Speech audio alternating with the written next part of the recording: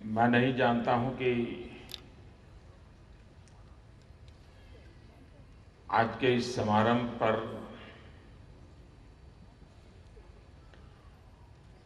कितने लोगों का ध्यान होगा। हम अगर वाइब्रेंट समिट करते हैं, 1.5 दिन का समिट होता है, लेकिन साल भर अखबारों में उसकी फोटो छपती रहती है, टीवी में दिखाई देता है, लेकिन उससे भी ज्यादा महत्वपूर्ण हमारा ये प्रयास है।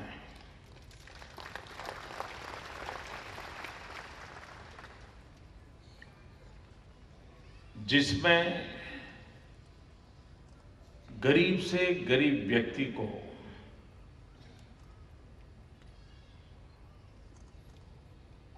एक्सपोजर मिले, विकास का अवसर मिले, देश और दुनिया में हैंडीक्राफ्ट का मार्केट क्या है, किस प्रकार से उसमें बदलाव आ रहे हैं,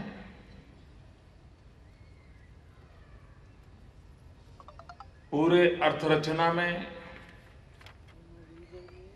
वे अपना क्या रोल प्ले कर सकते हैं, इन सारे विषयों का किसी एक मंच पर, किसी एक समारोह में चिंतन मनन हो और विकास की नई ऊंचाइयों को पार करने का प्रयास हो।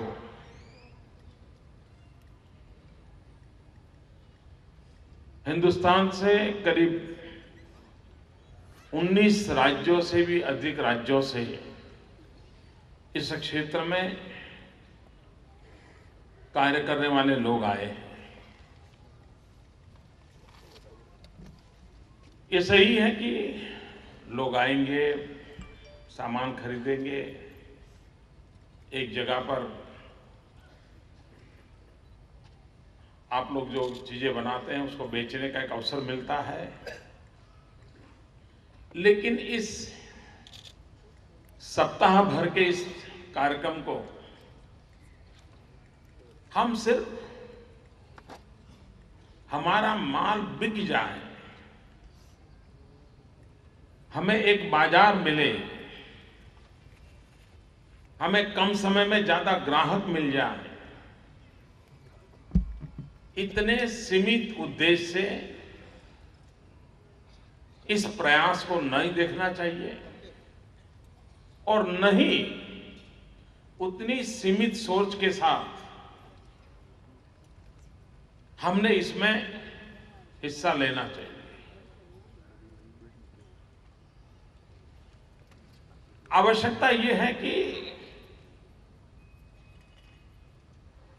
सामान्य रूप से हम देखें, हस्तकला से जुड़े हुए व्यक्ति का महात्म्य क्या है, वो शख्सियत क्या है।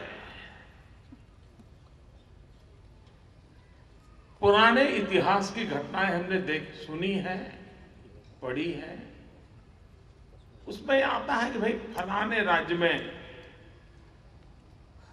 या फलाने देश में फलानी चीज होती थी और बाद में वो पराधीन हो गए। पराधीन हो गए तो आक्रांताओं ने क्या किया, एक बात कॉमन निकल करके आती है कि एक देश पर विजय पाने वाले दूसरे राज्य वालों ने क्या किया, तो कहते हैं कि सबसे पहले वहां के जो कारीगर होते हैं, वहां जो हस्तकला से जुड़े हुए लोग होते हैं, उनके अंगूठे काट दिए जाते थे। कभी उनके हाथ काट दिए जाते थे। युद्ध को इससे क्या लेना देना था? विजय प्राप्त करने में यह भी एक पहलू क्यों हुआ करता था? इसका मूल कारण यह था कि ये जो वर्ग है, जो मेहनत कश है, हस्तकला में माहिर है, वो वहां की इकोनॉमी को जनरेट करता था। इतना ही नहीं, उसकी हस्तकला के कारण उस देश की, उस क्षेत्र की पहचान बनती थी, उसका आइडेंटिफिकेशन होता था, उसका ब्रांडिंग होता था। और इसलिए उसे पराजित करना मतलब क्या करना? तो उसके अंगूठे काट लो, उसके हाथ काट लो, ताकि उस पूरी विधा को नष्ट कर दिया जाए और उसकी पूरी आर्थिक व्यवस्था को अपंग बना दिया जाए। उसको जब याद करते हैं तो ध्यान में आता है कि इसका कितना महात्म्य है। अगर आज हम कभी दुश्मन जिसे काट देते थे तो अपनों ने उसको सजा देना चाहिए, उसको संभालना चाहिए, उसकी इज्जत करनी चाहिए, उसको पुरस्कार देना चाहिए, उसको बढ़ावा देना चाहिए, क्योंकि ये तय बात है कि ये सामर्थ्य जिसके पास है वो उस देश की, उसकी ताकत का एक बहुत बड़ा हिस्सा हुआ करता था। और ऐसी सैकड़ों घटनाएं हैं इस प्रकार के जो हस्तकला में माहिर लोग थे, उनको इस प्रकार से काम करने से रोक दिया गया, उनकी भुजाएं काट ली गई, उनके अंगूठे काट लिए गए। दुश्मनों को जितना महत्व इन बात का था, अपनों को उसका मूल्य ज्यादा होना चाहिए। इसलिए सरकार की हमारी कोशिश यह है, अगर हम इंक्लूसिव ग्रोथ की बात करते हैं तो गरीब से गरीब व्यक्ति को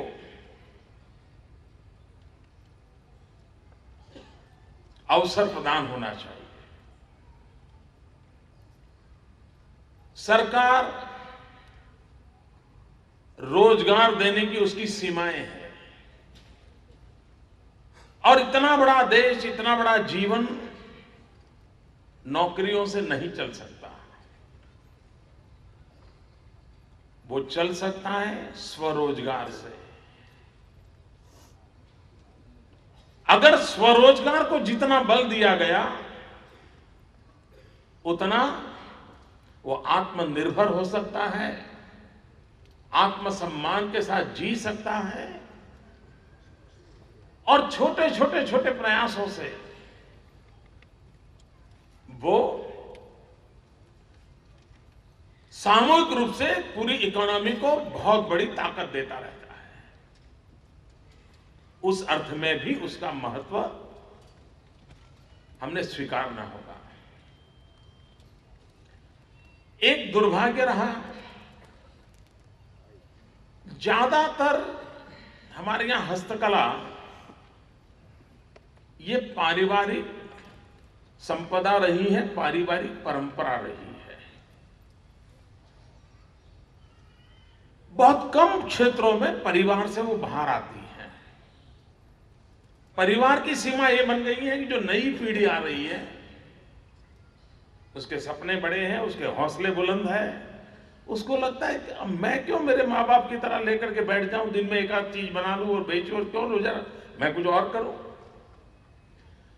और इसके कारण दूसरी तीसरी पीढ़ी आते आते जो नए नौजवान हैं वो उससे खिसक जाता है, और वो उस परिवार की संपदा है, वो उस बूढ़े परिवार के बूढ़े जनों के पास रह जाती है, उनके जाने के बाद वो भी चली जाती है। और इसलिए हमारे सामने सबसे बड़ा काम है कि ये जो कला कौशल्य पारिवारिक संपदा है ये जो विधा है वो परिवार उसको आगे बढ़ाता है, अच्छी बात है। लेकिन अगर वो नहीं बढ़ाता है तो और जगह पे वो कैसे हॉरिजॉन्टली एक्सपांड कैसे हो। और हमारी ये व्यू रचना होनी चाहिए, वरना क्या होता है वे रोगन पेंटिंग, तो रोगन पेंटिंग वो एक परिवार है वो करता है। पाटन्ना पटोला तो बोले वो एक परिवार है करता है, अब तो परिवार में कोई है नहीं, बच्चे सब पढ़ लिख करके चले गए, अब तो कोई करने वाला है नहीं। अगर यही चीजें होती रहेगी तो अच्छे से अच्छी चीजें भी हमारी वो विरासत नष्ट हो जाएगी। और इसलिए एक आवश्यकता है कि जिस परिवारों में इस प्रकार की विधा डेवलप हुई है उस काम को करने वालों की संख्या कैसे बढ़े। संख्या कब बढ़ेगी, ये कोई हॉबी के रूप में तो होता नहीं है, जीवन निर्वाह के लिए होता है। और अगर जीवन निर्वाह के लिए होता है तो उससे जीवन निर्वाह की गारंटी तय होनी चाहिए। इस काम से उसका जीवन निर्वाह होगा, उसकी क्वालिटी ऑफ लाइफ में सुधार होता रहेगा। इस माध्यम से भी वो अपने बच्चों की अच्छी शिक्षा दीक्षा कर पाएगा, वो भी अच्छे घर में रहने जाएगा। इसकी गारंटी जब तय हो जाती है तब तो वो उसमें आएगा। हॉबी के लिए आने वाला व्यक्ति शौक के लिए कभी कभार देख लेगा, बना लेगा, 10 लोगों को दिखा देगा, इससे पूरा होने वाला नहीं है। और इसलिए हम लोगों को डाटा कलेक्शन करके मैपिंग करना चाहिए कि सचमुच में पारिवारिक परंपरा के अनुसार ऐसे कितने परिवार हैं कि जहां तक उनकी ही अपनी मालिकी है, उनका ही ये ब्रांड है। उसका रिसर्च करके वे ज्यादा स्टैंडर्ड हो, उसके लिए स्ट्रेटेजी अलग होगी, उसके एक्सपांशन की स्ट्रेटेजी अलग होगी। पीढ़ी दर पीढ़ी वो विधा खत्म ना हो जाए, उसकी चिंता अलग होगी। उसी प्रकार से जो चीजें परंपरागत रूप से चल रही है उससे रोजी रोटी भी कमाते हैं, जाता है, चलता है। लेकिन अब वक्त बदल चुका है। पहले के जमाने में आपका जो हैंडीक्राफ्ट था उसका अपने गांव में मार्केट था, जिले में था, तहसील में था, राज्य में था, और कोई कंपटीशन नहीं थी तो कभी न कभी आपका माल बिक जाता था। अगर ईडर के अंदर बेलन बनाने वाले लोग होंगे तो उनके बेलन तो उनकी रोजी रोटी चल जाए उतना मार्केट मिल जाता था। लेकिन अब दुनिया के बाजार में से बेलन आकर के डंप होने लगे हैं, और वो अगर 10 रुपए का बेलन बनाता है और दुनिया के मार्केट से 6 रुपए का बेलन आ जाता है तो ईडर का बेलन कौन खरीदेगा। ये इतनी बड़ी जब चले जा रही है तो हम लोगों के लिए आवश्यक होता है मैन्युफैक्चरिंग के सारे मीन्स बदलना, क्वालिटी अपग्रेडेशन करना, टेक्नोलॉजी अपग्रेडेशन करना, प्रोडक्ट में इनोवेशंस करना, यूजर फ्रेंडली प्रोडक्ट कैसे बने, ड्यूरेबिलिटी कैसे बढ़े, मटेरियल बेसिक मटेरियल में चेंज आएगा वो कैसे आए। जो चीज कल तक लकड़ी की बनती थी अब हो सकता है प्लास्टिक की बन जाए। यानी ये जब तक इनोवेशन के लिए, रिसर्च के लिए और एक छोटा व्यक्ति अकेला नहीं कर सकता, ये राज्य सरकार की मदद से मिल बैठ करके करना पड़ता है, तब जाकर के नई रिसर्च होती है, नई डिजाइनें आती हैं। अब जो लोग बांबू के फर्नीचर बनाते हैं, कोई एक जमाना होगा जब बांबू के फर्नीचर एक ही प्रकार के बंदे हो गए, 50-100 साल चला भी होगा, लेकिन अब बाम्बू फर्नीचर वाला हर साल अगर नई डिजाइन नहीं लाता है, नया इनोवेशन नहीं लाता है, मार्केट में नई प्रोडक्ट नहीं रखता है, तो उसके लिए टिकना बहुत मुश्किल है। लेकिन एक बाम्बू वाले के लिए बस का रोग नहीं है कि वो डिजाइन करे, वो तो करना पड़ेगा। कोई एनआईटी के नौजवानों को पकड़ के उनका जॉब असाइन करके कहा जाए जरा 50 नई चीजें बनाओ भाई, इनोवेशन करो, तब जाकर के बाम्बू के क्षेत्र में इनोवेशन आएगा और तब जाकर के मार्केट मिलेगा। हमारे यहाँ एक बार हमने जब नया मैं मुख्यमंत्री बना तो मैंने डांग और उस इलाके से हमारे जो बाम्बू के काम करने वाले लोग थे उनको मैंने असम नागालैंड भेजा था पढ़ने के लिए, क्योंकि मैं वहां रहता था पहले, तो मुझे मालूम था कि इस क्षेत्र में उनका बहुत काम है। हम काफी पीछे थे, उनको भेजा, वो सीख करके आए और काफी नए नए इनोवेशन हो गए। ये हमारे एक्सपेरिमेंट्स शेयर करने की वही व्यवस्था, इसका भी अगर हमारा लिंकेज होता है तो एक जगह पे कहीं इनोवेशन हुआ है तो दूसरी जगह पे उसको मल्टीप्लाई किया जा सकता है और हम उसको बल दे सकते हैं। निरंतर इनोवेशन प्रोडक्ट में होना चाहिए, निरंतर इनोवेशन टेक्नोलॉजी में होना चाहिए, निरंतर इनोवेशन रॉ मटेरियल के बेसिस में होना चाहिए। अगर हम उन्हीं पुरानी चीजों से करते रहेंगे तो बात बनती नहीं है। कभी हम देखे, हम अंबाजी के अंदर या पावागढ़ काली मां के यहाँ इतने नारियल चढ़ते हैं और बाद में क्या करते थे, तो नारियल से फुटरेस बनाने का काम होता था ज्यादातर लोग। अब बेचारे बहुत कम कमाते थे, या तो सूतली बना, वो धागा बना देते थे बड़ा, उस प्रकार का काम, रस्सा बना देते थे। तो हमने हमारे अफसरों को एक बार लगाया था, उसको भी बहुत साल हो गए।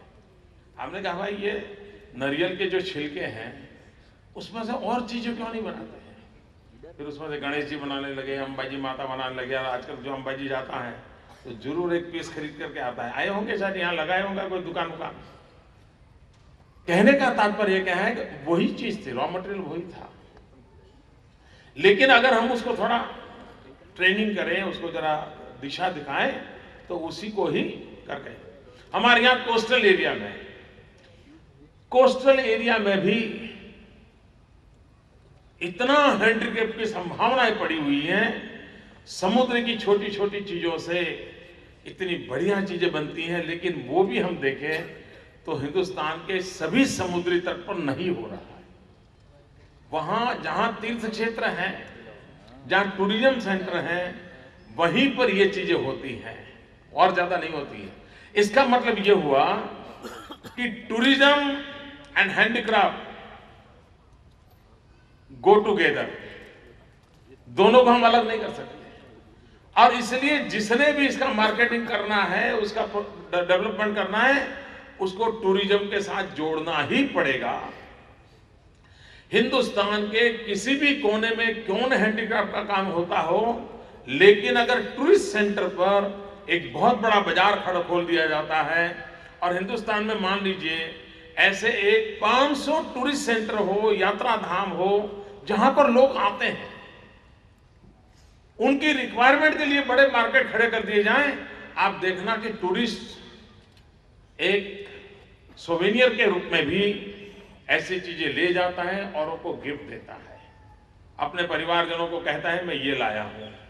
समुद्री तट पे जाएंगे तो आपको देखा होगा समुद्र की छोटी छोटी छिपलियों के माध्यम से बनाई हुई चीजें वो बांटता है। कहने का तात्पर्य यह है कि टूरिज्म के साथ हैंडीक्राफ्ट का बहुत सीधा संबंध है।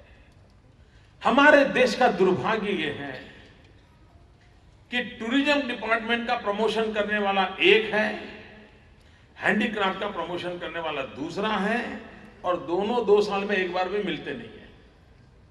सरकारें ऐसी चलती है। अच्छा होता कि टूरिज्म प्रमोशन हो, उसके साथ साथ हैंडीक्राफ्ट का भी प्रमोशन हो। आपने देखा होगा गुजरात ने कोशिश की है, हमारी जो खुशबू गुजरात की जो एडवर्टाइजमेंट आती है, उस एडवर्टाइजमेंट में अगर कच्छ देखने गए तो साथ में कच्छ के हैंडीक्राफ्ट को भी मार्केट करने का प्रयास किया गया है, साथ साथ जोड़ा है। और उसका लाभ मिला है। अभी जो रणोत्सव हुआ, दिसंबर जनवरी में हम रणोत्सव करते हैं, वहीं के जो हैंडीक्राफ्ट बेचने वाले लोग हैं, कोई 100 के परिवार वहां लगे थे। किसी ने मुझे बताया 2 करोड़ रुपयों से ज्यादा का माल उनका 2 महीने में बिक गया। यानी आप टूरिज्म के साथ इसको किस प्रकार से जोड़ते हैं, उसके आधार पर उसकी संभावनाएं पड़ी हुई है। कभी कभार कुछ नए युग के साथ हमें इस जगत के लोगों को जोड़ना चाहिए। मेरा एक सुझाव है, अगर हम भी इस बार कुछ कर सकते हैं तो, इवन आखिरी 3-4 दिन में भी कर सकते हैं तो, ये जितने लोग आए हैं, गुजरात सरकार की तरफ से उनको रात को या अर्ली मॉर्निंग, जब उनको सुबह लोग होते नहीं हैं, उनको आईसीटी का एक्सपोजर कैसे मिले। कंप्यूटर पे बिठा कर के दुनिया में हैंडीक्राफ्ट की वेबसाइट कितनी है, उस वेबसाइट पे कैसे जा सकते हैं, दुनिया कहाँ, ये खोज सकते हैं। फिर वो अपने मोबाइल से भी कर लेगा, उसको आ जाता है, देर नहीं लगती। एटलीस्ट इसके साथ साथ हम 5 दिन एक छोटा सा कोर्स चलाए, और ये सभी कलाकार आए हैं, पढ़े लिखे नहीं पढ़े लिखे कोई चिंता छोड़ दीजिए, उनको बिठाइए कि देखो तुम्हारे जैसे काम ऐसे करोगे तो मिलेगा। दुनिया के किस देश में होता है, कैसे होता है, देखिए माल कैसे बनता है।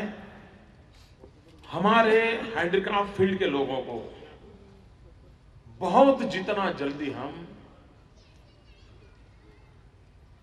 ऑनलाइन एक्टिविटी से जोड़ेंगे, उसको एक नया विजन मिलेगा, वो एक नई सोच के साथ काम करेगा, और उसकी जो नई पीढ़ी के बच्चे हैं वो खोजेंगे। मुझे अभी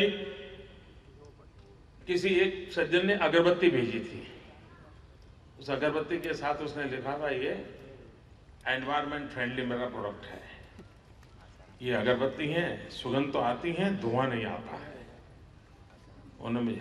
लेकिन मजा ये है, जब मैंने उसका लिटरेचर पढ़ा तो काफी कुछ वो ऑनलाइन मार्केटिंग करता था। तो मैंने इंक्वायरी की, तो वो सज्जन पढ़े लिखे नहीं है, लेकिन उसको लगा कि मैं ऑनलाइन इसको मार्केटिंग करूं तो मेरा, और उसको काफी बाजार मिल गया है। कहने का तात्पर्य है कि हम अपनी चीजों को कैसे दुनिया के सामने ले जाएं। हमारी इस पीढ़ी को जो इस काम को करते हैं, उनको हम जितना जल्द कंप्यूटर से भी बनाएं, टेक्नो से भी बनाएं, एटलीस्ट उसको देखें। और मैंने कुछ लोग देखे हैं, बुच में मुझे पाटन जिले के कोई कलाकार मिले थे, उनके जो बच्चे हैं, पढ़े लिखे बच्चे हैं उनके, लेकिन वो उसी व्यवसाय में गए और पूरा डिजाइनिंग वो कंप्यूटर पर करते हैं। हैंडीक्राफ्ट का जो मैन्युफैक्चरिंग करते हैं, जो प्रोडक्शन बनाते हैं, वो कंप्यूटर डिजाइनिंग करते हैं। यानी इस क्षेत्र के लोगों को भी आधुनिक टेक्नोलॉजी काफी मदद कर सकती है। हम लोगों का प्रयास रहे, और मैं तो चाहूंगा यही से हम शुरुआत करें कि उनको टेक्नोलॉजी से परिचित कराएं, प्राइमरी नॉलेज हो, फिर उसमें मन में जिज्ञासा जगेगी कि मैं मेरे मोबाइल फोन से जरा देखूं तो सही दुनिया क्या चल रही है, वो ढूंढेगा। हैंडसेट के माध्यम से वो अपने आप को विस्तार करने लग जाएगा, उसको करेगा। दूसरा है, हैंडीक्राफ्ट के लिए ब्रांडिंग चाहिए। बिना ब्रांडिंग को ग्लोबल मार्केट को हम कैप्चर नहीं कर सकते। इसके लिए कोई न कोई कॉमन प्लेटफॉर्म तैयार होना चाहिए, कोई बड़ा नाम एक लॉन्च करना चाहिए। हर चीज के साथ उस नाम अगर जुड़ता है तो वो बनाने वाले हजारों जगह पे हो सकते हैं, लेकिन ब्रांड नेम एक हो सकता है, उसके कारण ग्लोबली उसकी ताकत बढ़ती है। दूसरा, ये जो चीजें बनाते हैं ना, वो भले भले लोग हैं, मेहनत करते हैं, शाम का रोजी रोटी कमाते हैं। उसी चीज को दुनिया जो भाषा समझती है उस भाषा में हम रख सकते हैं। मान लीजिए किसी ने एक चेयर बनाई और अगर उसने वहां लिख दिया बढ़िया ढंग से, सच्चा लिखना चाहिए, झूठ नहीं लिखना चाहिए, लेकिन कहे कि इस चेयर पे बैठने से हेल्थ व्यू पॉइंट से इतने इतने फायदे होते हैं, इसकी रचना ऐसी है तो कमर ऐसी रहती है, कमर ऐसी रहती है तो फायदा इतना होता है, उसके कारण बुद्धि तेज चलती है, उसके कारण अगर ठीक से ऐसा पैम्पलेट बना दे रिसर्च करके,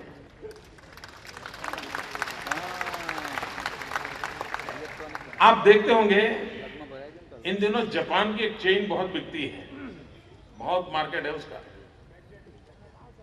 क्या है तो उन्होंने लिखा है अपने पैम्पलेट पे कि चेन है जो पूरे दिन शरीर को एनर्जी देती है। चेन के अंदर जितने मेटल्स हैं उस मेटल की अपनी एक विशेषता, किसी ने रिसर्च किया लेने वालों तो नहीं करता है, कम से पढ़ करके वो लगा देता है तो उसको पहन करके घूमता रहता है। इसका मतलब ये हुआ कि हमारी इन चीजों में जिसमें हो इसका ये महात्म्य है, ये महात्म्य हम इसके साथ जोड़ें। दिखने में अच्छा हो, घर का कोना संभाले, ऐसा नहीं। जैसा किसी ने वो एक आता था पिरामिड टाइप, बोले घर में रखते हैं तो घर में बहुत बड़ा सुख आता है, ऐसा कहते हैं, ऐसा कुछ आता था, मुझे मालूम नहीं ऐसा कुछ, क्योंकि मैंने सुना है ऐसा। उसका मार्केटिंग हो गया, काफी माल बिक गया उसका। हम अंधश्रद्धा की बात के पक्षकार में बिल्कुल नहीं हूं, लेकिन जिन चीजों में ताकत है, जो सचमुच में प्रूवन है और टेक्नोलॉजिकली कुछ चीजें प्रूवन है, उन चीजों को हम कैसे मार्केट करें इसके साथ। हमारी प्रोडक्ट एनवायरमेंट फ्रेंडली है, जगत में एक बहुत बड़ा क्लास है। कुछ लोग तो इतने एक्सट्रीम होते हैं कि अगर वो बंबू की चेयर ले और हम कहें कि बंबू ऑर्गेनिक है, अब खाना तो है नहीं बंबू को, नहीं फिर भी उसको अच्छा लगा, अच्छा ऑर्गेनिक बंबू है, ले लो।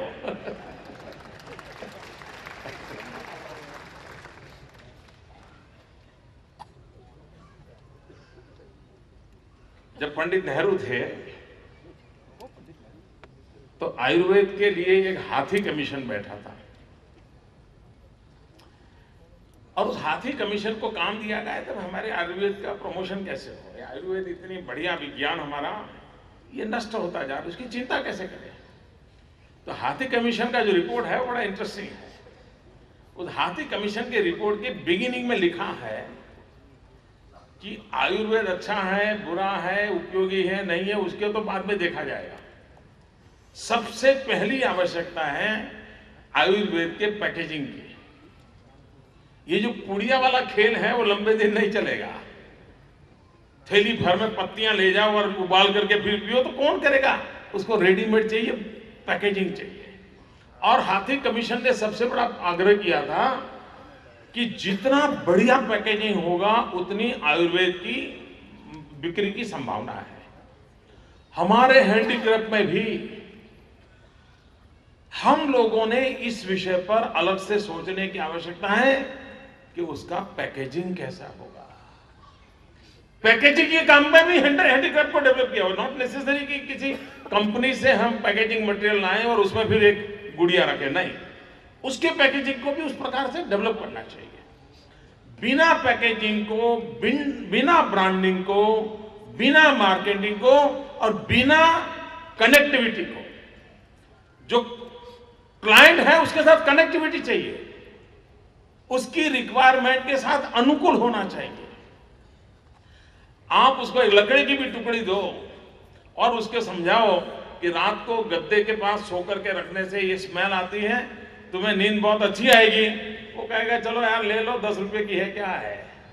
फिर घर जाकर के 10 रुपए के कारण भी सुगंध वैसे भी आती है।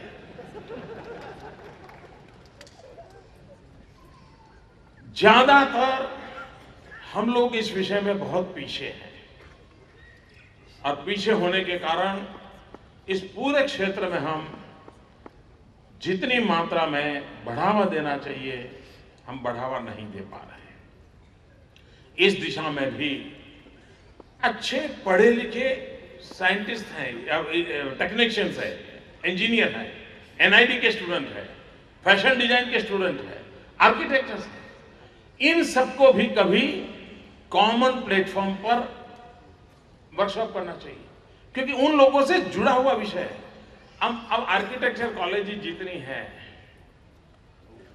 या जो इंटीरियर डिजाइनर्स हैं उन्हीं को पढ़ाया जाए कि तुम हर एक के दिमाग में फिट करो कि भाई तुम जो फर्नीचर लगाते हो कम से कम एक कोना तो हैंडीक्राफ्ट का होना चाहिए। वास्तुशास्त्र की दृष्टि से बहुत महत्वपूर्ण है। वास्तुशास्त्र वालों को भी पढ़ाओ। अगर तुम 1000 रुपए का सजावट करते हो 50 रुपए की तो हैंडीक्राफ्ट वाली करो। तुम यहां पर ये लगाओगे तो हमने उसको प्रमोशन नेचुरल वे में करना चाहिए। 5 स्टार होटल है तो उसको कहें भाई तेरी 10 मंजिला होटल है, कम से कम 1 मंजिला होटल तो तुम टोटली हैंडीक्राफ्ट वाली बना दो और उसका मार्केटिंग करो कि जिसको ट्रेडिशनल हैंडीक्राफ्ट फर्नीचर वाले कमरे में रहना है 200 रुपये ज्यादा किराया लगेगा, ये कमरा होगा।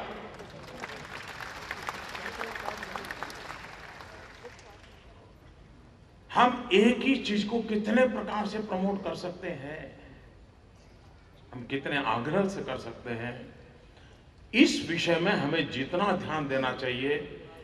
मेले लगाते हैं, लोग आते हैं, जिनकी रुचि है, नई नई चीजें होती है, ले जाते हैं, वो एक रास्ता है। लेकिन एक परमानेंट प्लेसमेंट वो उसको कैसे मिले। और आज एनवायरमेंट फ्रेंडली लिविंग की बात हर एक के गले उतरती है। हमारी हर प्रोडक्ट एनवायरमेंट फ्रेंडली है, ये बात हम करें। और एक महत्वपूर्ण विषय है फाइनेंशियल इंक्लूसिव व्यवस्था है।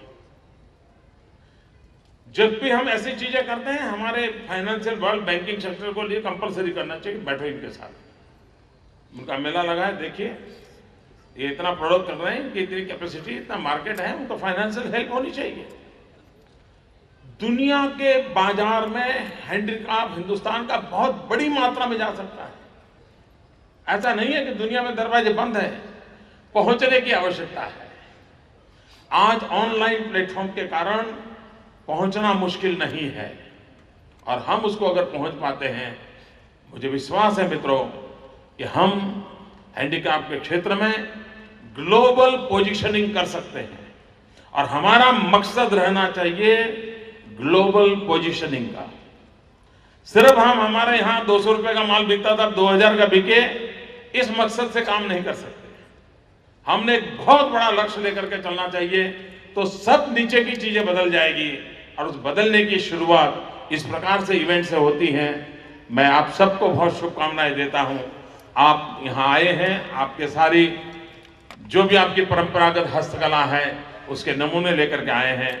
जरूर अहमदाबादी लोग, अगर आपने अहमदाबादी को मांग बेच दिया ना, दुनिया में कहीं पर भी बेच सकते हो।